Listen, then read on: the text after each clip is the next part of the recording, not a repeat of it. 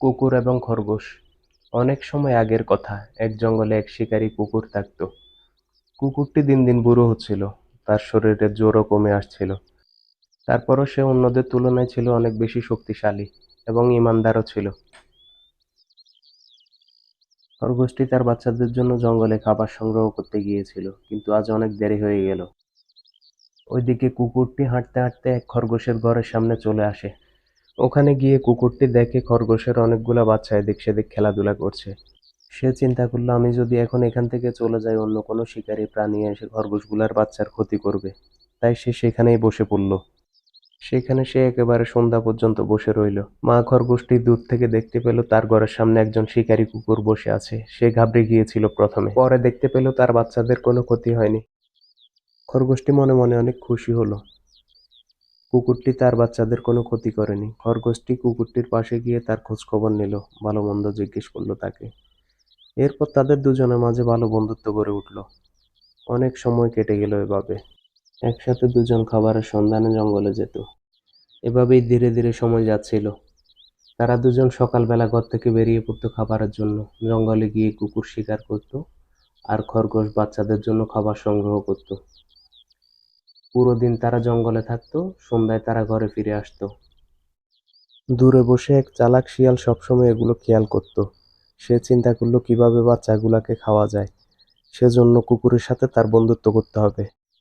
বাবা, এগুলো তো অনেক মোটা মোটা খরগোশের বাচ্চা, এগুলাকে তো আমার খেতে হবে। সেজন্য তো আগে কুকুরের সাথে বন্ধুত্ব করতে হবে। হ্যাঁ, এরপর সে খুশিতে নাচতে শুরু করলো। খাবো খাবো, খরগোশের বাচ্চা খাবো, মোটা তাজা বাচ্চা খাবো। শিয়ালটি কুকুরটির সাথে ধীরে ধীরে দোস্তি বাড়ানো শুরু করে দিয়েছে। তখন শিয়াল আস্তে আস্তে এসে একটি করে খরগোশের বাচ্চা ধরে নিয়ে যায়। এভাবে ধীরে ধীরে খরগোশের বাচ্চাগুলো কমতে লাগলো।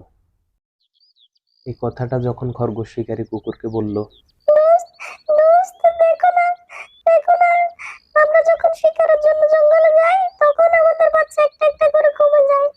আমার মনে হচ্ছে আমাদের বাচ্চাগুলোকে কেউ খেয়ে ফেলতেছে। তুমি কিছু করো, তুমি কিছু করো।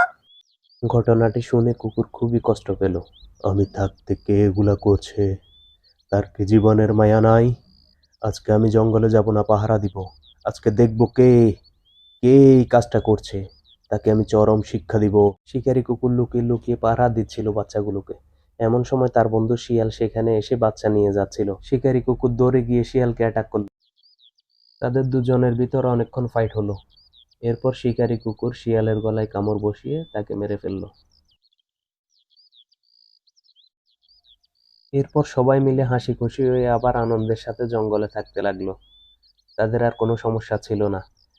এই গল্প থেকে আমরা শিখেছি যে কাউকে চোখ বন্ধ করে বিশ্বাস করা যাবে না, হোক সে বন্ধু। কারোর সাথে বন্ধুত্ব হওয়ার পর মাঝে মধ্যে তার পরীক্ষা নেওয়া জরুরি।